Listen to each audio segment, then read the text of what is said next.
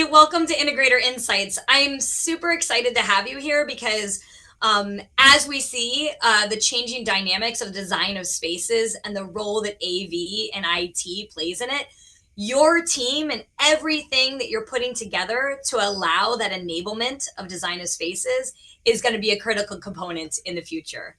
So thanks so much for joining us today. Thanks, Vicky. No, it's great to be here. Glad to be here, and I look forward to this discussion. So, JP, kicking it off first, right? We're talking about the dynamic changes of AV and IT design in spaces. So, what do you see from your perspective when you're meeting with clients are the major drivers of change in the market in 2023? And what do you think is going to transition, in 2024 or continue in 2024? One thing I think is agility. People had to be agile, companies had to be agile, and technologies had to be agile. We need to be adapt to the needs, the changing needs, and that has presented itself a number of different ways. And I think that in terms of technology, dynamic displays, dynamic technology, software, all of that lends itself well to agile environments. Coming in 2024, I think we'll still need to be agile. I think spaces will continue to need to adapt to different needs. So I think that's just an ongoing trend. But I think we need to transition into more of that stability and reliability. So I think some of the trends and drivers will be where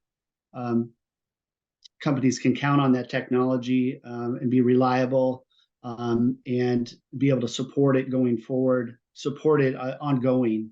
So I think we're seeing some trends around that, around management and more efficiency around deployment of technology.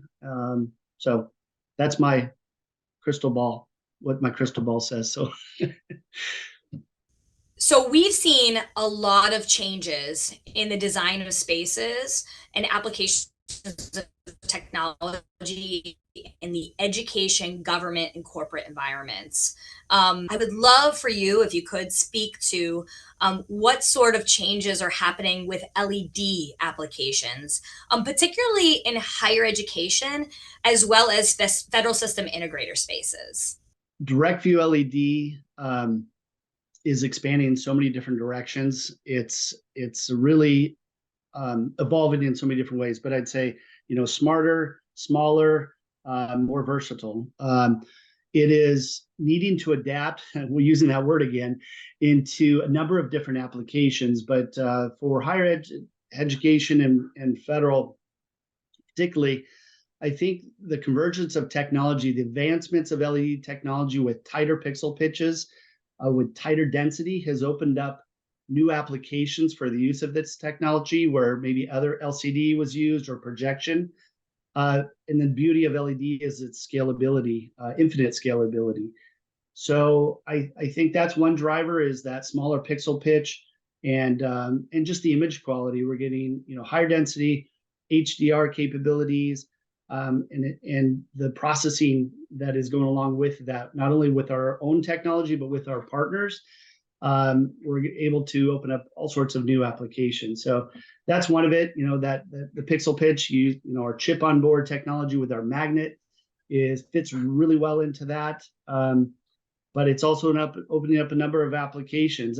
I think of LED now, it spans all verticals and spans almost all applications, from the most basic in a conference room, all in one, to the most complex custom application, and everything in between.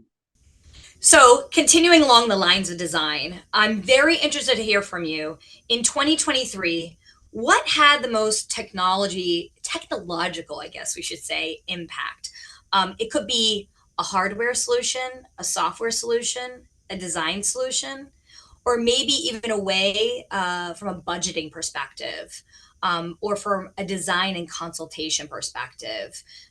We launched into a solution in 2023. Would love to hear your thoughts. Well, I think in a nutshell, it's LED again, right? LED has evolved. It's had the most impact because the prices has evolved, the technology has evolved, and the use cases and applications has evolved. And I would say the complementary technology around it has evolved. So, and that's had the most impact. It's opened up the most doors. And So, JP, you hear it from me every single day. Um, the requirements and the needs and the solutions that our end user customers are trying to solve become ever more dynamic. You walk into a school system, it is not a cookie cutter solution. Same in government, same in corporate spaces, same in federal system integrator spaces.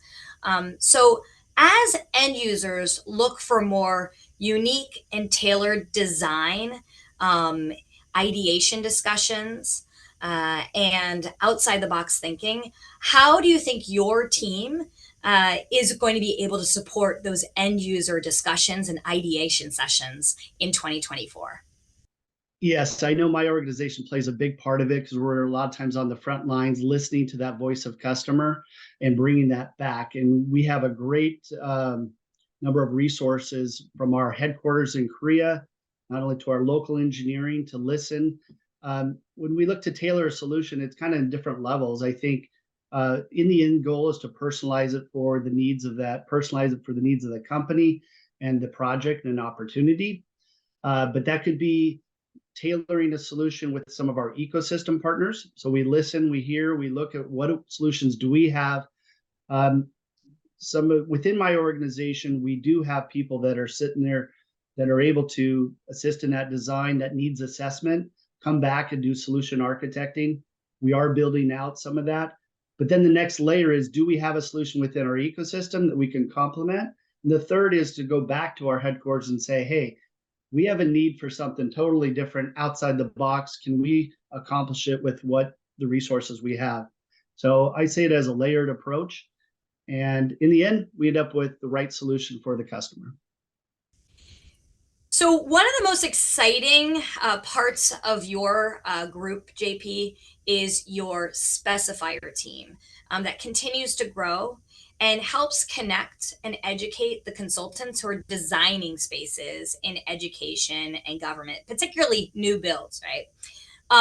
What I've discovered is working with consultants is very complicated. You don't just work with one consultant firm and they help you across all of the verticals. So I'd love to hear how your team is working on adapting to those overly matrix environments in the consultant groups, number one. And then what are some major considerations consultants are looking at when they assess working with and specifying and designing with LG in mind? The organization really, we're talking about our specifier team and how do they support those very complex and very large organizations.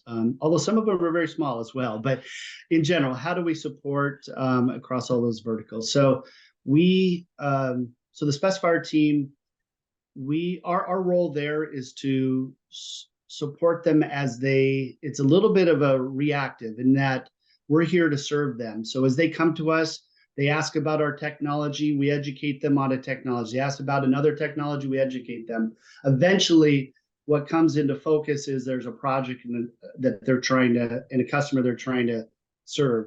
And we don't always know which vertical that is for.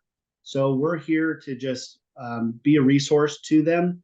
And as they move around, we move with them. Now, proactively, we're trying to educate and work within their different practices, whether it's their higher education practice, their federal practice, their corporate practice, and get to know the people within those companies that are drivers of change. For them to incorporate LG into any of their projects, they need to have accurate information, thorough information, and it needs to be readily available. That's We know that, and we strive to get better and better every day at providing that. It's a challenge, right, with technology as it changes as much as it does. So that's an ongoing mission for us. But if we think about, we talked about architects, but consultants are paid for their knowledge. They're paid to mitigate risk.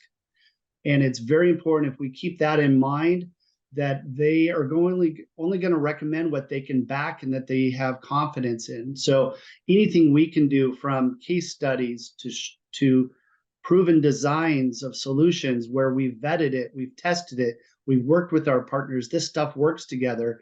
We have case studies where it has been successful. Anything we can do that builds that confidence so that they can take the leap. Sometimes we need them to make that leap of faith.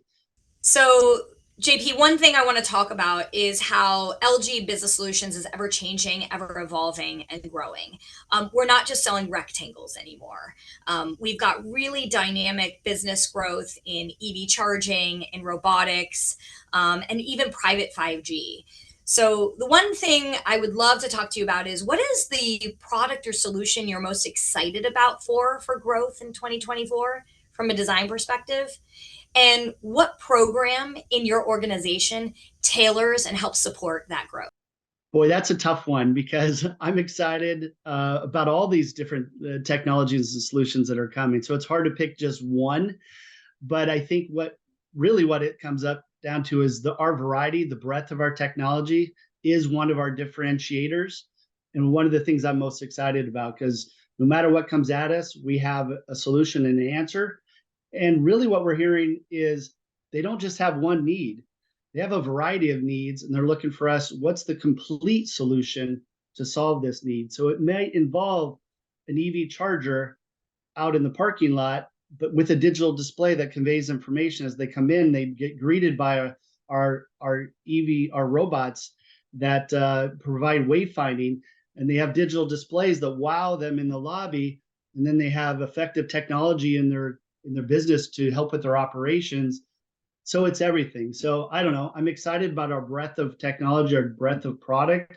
I'm also excited about our hunger for innovation as a company, and that's our culture. So, as I said before, I'm investing in the programs that we've already initiated. Some of them have been kind of groundbreaking for our organization, so it's investing in further those initiatives along. But when I look at technical sales and services, and the key part is that services, expanding our services programs. How can we supplement our partners to make them more successful? I think that's a big part of it. Also, around the training programs, what more can we do to feed them more information and enable them? So we're talking about, what we're looking forward to in 2024. And we've got our go-to-market strategy. We've got some really exciting movement and new solutions in store for 2024. But let's just think into the future a little bit, JP. By the time we reach the end of 2024, what do you think we'll be talking about? And again, open-ended, pie in the sky ideas. I want to really hear what you think from a technical and design perspective that we should be listening for. Oh, that's a tough one. That's a tough one. Like I said, there's a lot of exciting different solutions and technologies coming out, but what will we be talking about at the end of the year? I think we'll be talking about how much LED has proliferated into new verticals and new use cases. When I think about how LED is being involved in virtual production and XR stage studios and broadcast environment, and I think we'll be saying, "Wow, it's really incorporated into a number of different use cases."